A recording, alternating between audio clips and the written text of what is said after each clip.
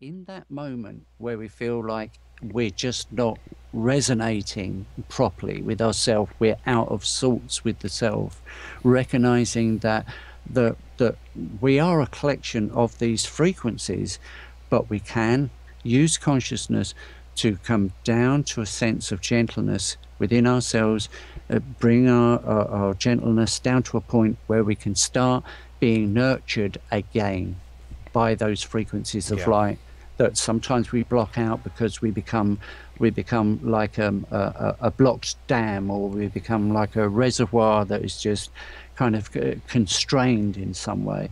But when we can go down to that empowered, gentle state, um, those higher frequencies can help us and nudge us and move us into a different state of our perception of what our possibilities are, our infinite possibilities.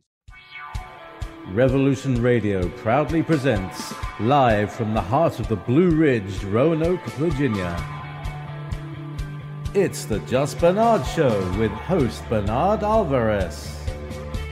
Join Bernard as he shares topics that reveal the real matrix and empower your human experience, including world liberty, the esoteric, suppressed technologies, spiritual ascension, and human consciousness.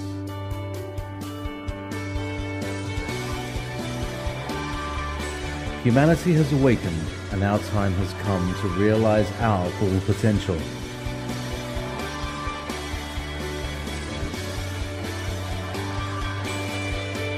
And now, live from the Star City,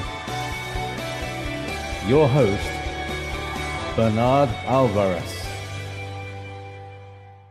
And welcome back to the Just Bernard Show here on Revolution Radio at freedomslips.com. We are the #1 listener-supported radio station in the world. If you are over at freedomslips.com, please take a moment to make a donation and help pay for all the wonderful programming that Revolution Radio has to offer you. As well, if you do enjoy the Just Bernard Show and would like to support this work and help me cover the cost of production, you can join me at patreon.com/Bernard Alvarez. As you know, not only do we offer the Just Bernard Show, we do consciousness classes, courses, and if you join me on Patreon, you get some, how do we say, exclusive material that other people don't get to receive, like exclusive podcasts and other classes that are not available to the general public. Again, please join me and support this work at patreon.com/Bernard Alvarez. Anyway, we are very lucky to have Chris Jones joining us today.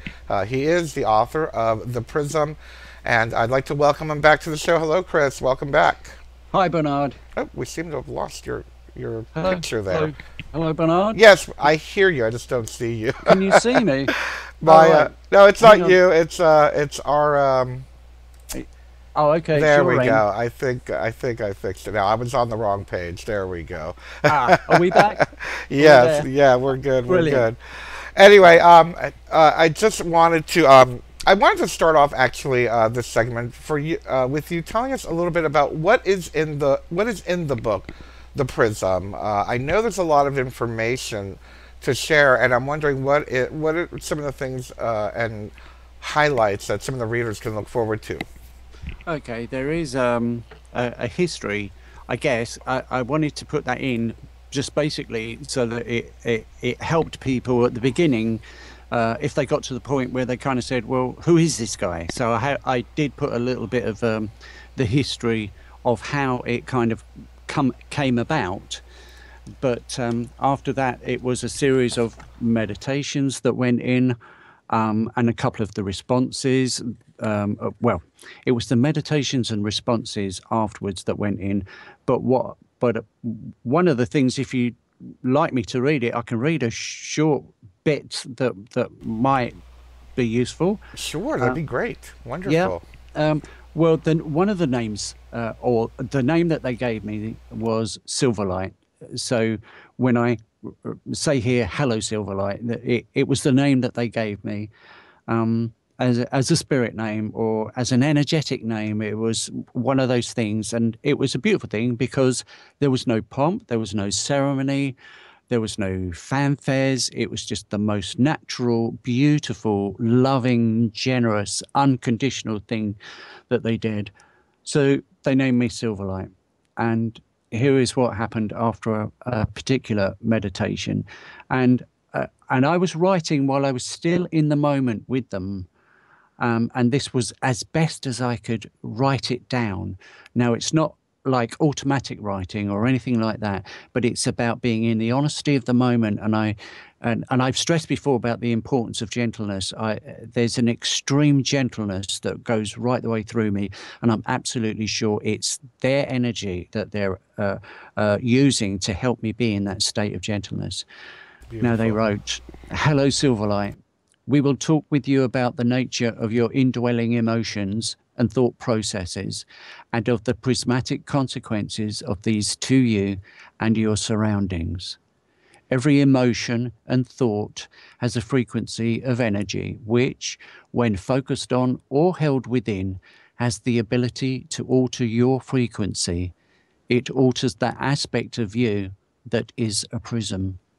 Many of you are enjoying the crystals that the earth provides. Each crystal has a particular frequency and resonates with its natural oscillation, and its oscillations can be altered by the introduction of another energy source. These crystals can also alter the oscillation of another object, enhancing and strengthening the object and amplifying the frequencies that align to it. You too have a natural frequency that can alter and shift as you alter. Every emotion and thought is an energy source that will change the velocity, pitch, and frequency of the light which is sent, and also of the received light of subjects that you consciously engage in and give attention to. This changes your prismatic system in a like-for-like way. Unconscious thought and attitude will also shape the frequency dynamic of the prismatic self. We are aware that there are sayings that many of you use as mantras, as you sow, so shall you reap, or what goes around comes around. These phrases are a poetic way of describing the use and free will and the non-discriminatory system that we speak of. So we ask you, how are you tuning and treating the prismatic aspect of yourself? What is the prismatic aspect of you sending and receiving of? Is it of whatever you consciously enjoy? The prismatic aspect of you will always be aligned to the vibration of energy carried in the light that you have aligned with, by way of the emotion that you are choosing to exercise and engage with. Choosing to consciously align with peace, love, and joy will set the conditions for you as a prismatic system to resonate at the higher light frequencies of those states of being. This choice will offer you an opportunity to enjoy their presence as they move through you and as you meet them. It is an opportunity to nurture your relationship with yourself and to enjoy sharing, bonding, and creativity with others. This will ultimately be fed back into the natural cycles of sending and receiving those higher frequencies, which can lead to mutual friendships and unity. Being consciously mindful in the choice of your emotions is prudent, therefore, in this regard. Thank you for listening. Yes, we shall come again. Wow, perfect. Wonderful. Thank you for sharing that. Thank you. Thank you. What I wanted to say, actually, Bernard, if I may, yes, it was something about a definition that was in a dictionary that was about prisms. And I shall try and find it now so that I can read it to you. It was really quite an interesting thing to read, particularly after the sorts of things that had been happening in the meditations and over the course of building a relationship with the teachers, elders, and guides. So this is something that is from a dictionary. Okay. Usually, a prism is geometric with a rectangular base and triangular sides. though some types of optical prism are not, in fact, in the shape of geometric prisms. Prisms can be made of any material that is transparent to the wavelengths of light for which they are designed or to which they respond. Now that's really interesting, isn't it? That's very cool. That means that we can be prisms as well. At least that's what Exactly. I get out of it. Yeah, exactly. Same thing. I got the same thing out of it. That's wonderful. And again, it brings up questions. How can we apply, especially what you just read, in reference to the vibrations and aligning with the vibration of love or of peace or of, passivity, is that the word? Yeah. Yeah. And for example, I mean, I have been doing this work, geez, for 20, 30 years now. About 30 years I've been on this path. And Yeah. I've been a meditator and whatnot. But as my life has gotten so much busier these last few years, I find my meditations, while I still meditate daily, I find that I notice, and maybe this is a good thing, maybe it's a good thing that I'm observing and aware of it, but I can't help but notice how, if it's difficult for someone like myself to snap out of that bad vibration or that low vibration, for the layperson, for the everyday person, what kind of suggestions do you give to help us align with a particular vibration, whether it be of light, of sound, or consciousness? Yeah. Well, that just shows you in the first place, doesn't it, how intensive and how dynamic the general mainstream upbringing of most of us is subjected to. Yeah. The sorts of things that really do entrain in us all of the wrong things, all of the low vibrational things that we have to fight so much to break free of them. But it is worth it. One thing that teachers made clear to me was this, the whole aspect of this being a journey about an empowerment for us. Now, they were very clear about gentleness and simple friendship. And we've talked about this before.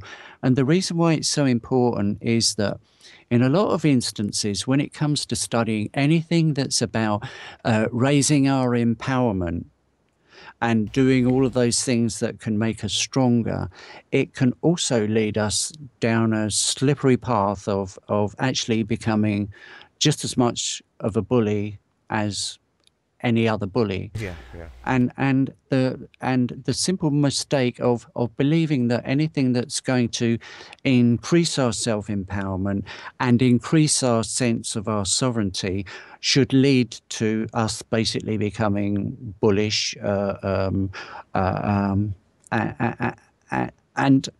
not necessarily a nice person. Right. But it's important, therefore, to understand that the state of gentleness is a neutral but empowered state.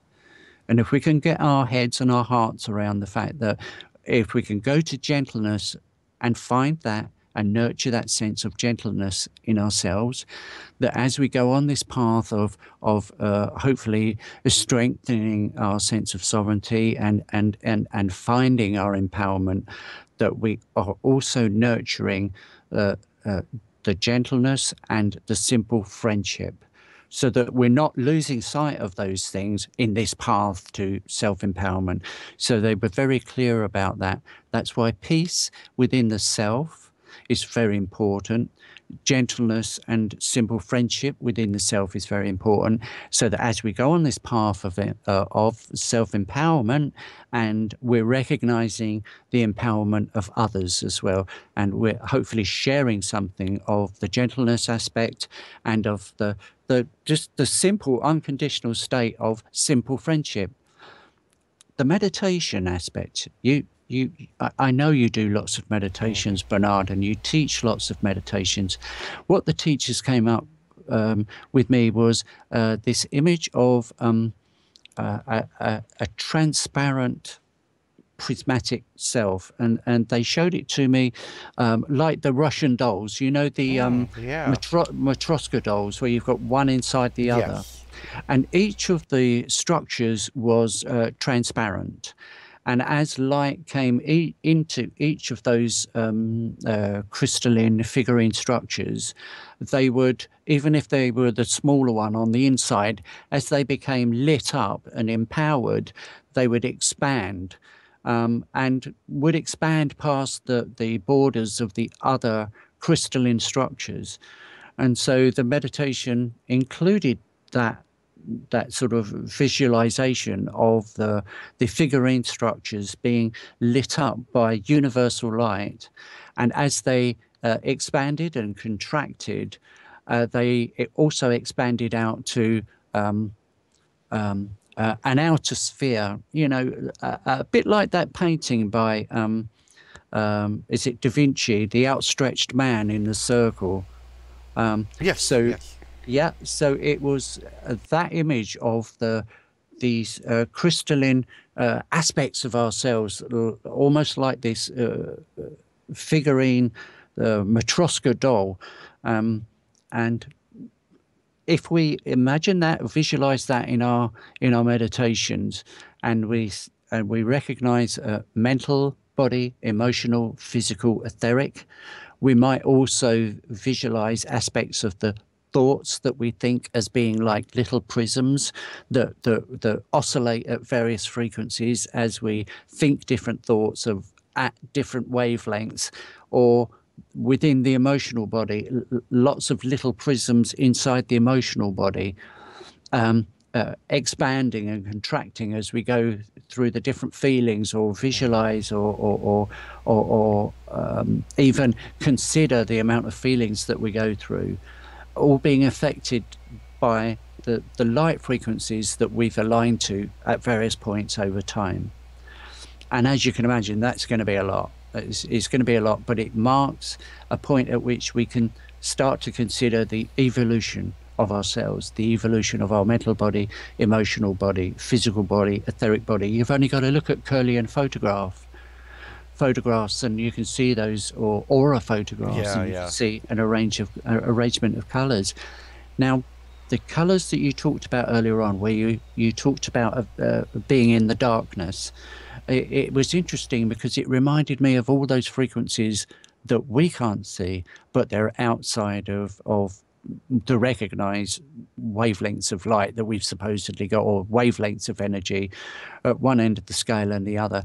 So remember too that in your meditations, if you think about this prismatic aspect to yourself, to also be mindful of all of those frequencies of light that we haven't even got names for. So you can consider the amount of various frequencies of consciousness that we go throughout this journey, and we'll probably continue to go through a number of lives. But it's all about evolving consciousness and developing personality and character, and recognizing how we grow through the frequencies of our emotional body and our mental body, just on a very simple level. I love how you acknowledge that it is a journey, it is a path, and I appreciate what you said about the idea of becoming spiritual bullies, so to speak. I mean, not only can we be bullies toward ourselves, we can be bully and judgmental to others who don't do what we do, or see the perceived world how we feel it to be.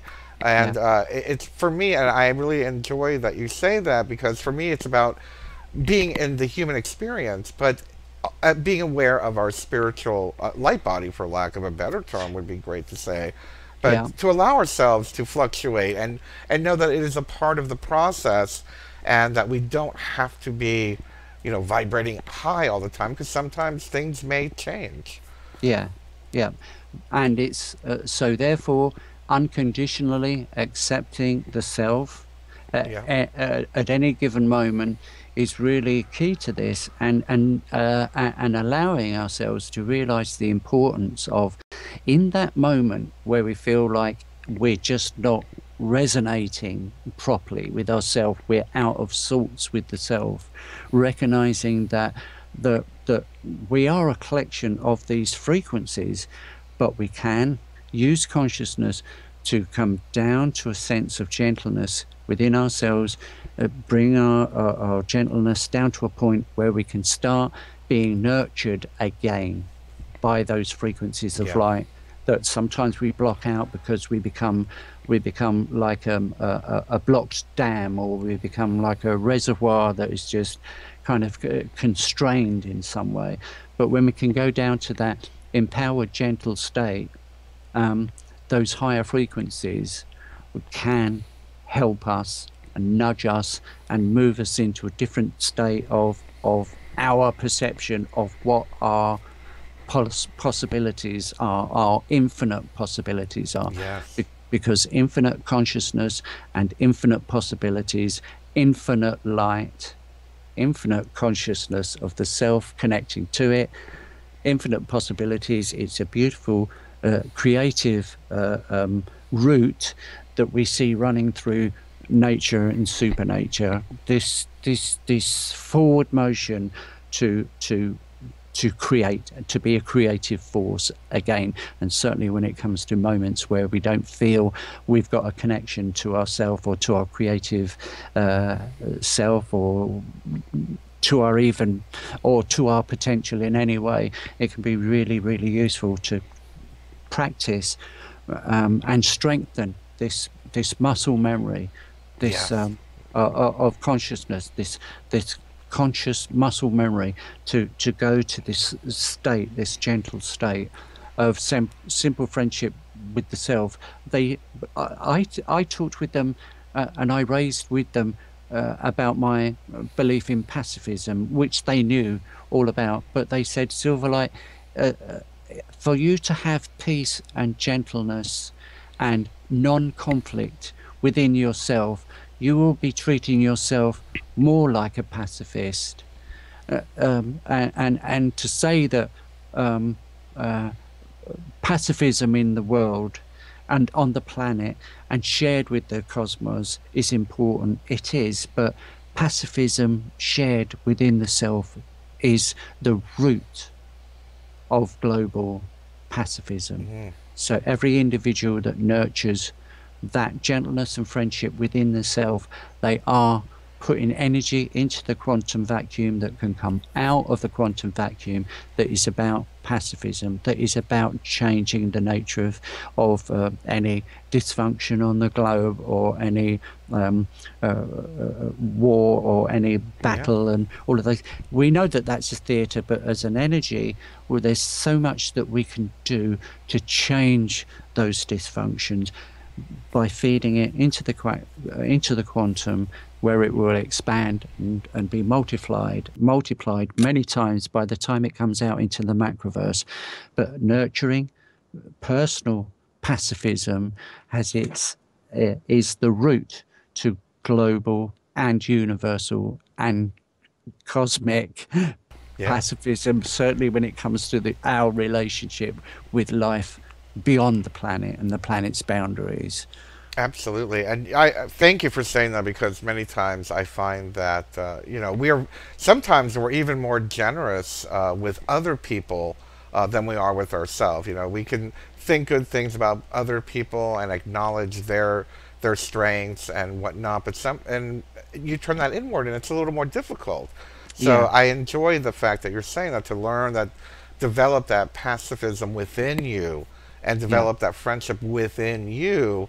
Is going to make a big difference. Chris, we are almost out of time. We got about 2 more minutes left. Okay. Just by very quickly. I know that you've been working. You have some new work coming up, and I believe you're getting ready to write or publish your second book. And what's going on there? What's the gist of that work going to be? Well, it's about what's happening, precession and resonance. As much as I want this book to be ready now, I'm having to learn that I've got to wait for a certain amount of precession within the self, and a certain amount of precession of the concepts and the vibration of this. I've got to wait for a certain amount of precession to happen before it can come fully into resonance, of course, and then manifest. So it's proving to be a very difficult book to write.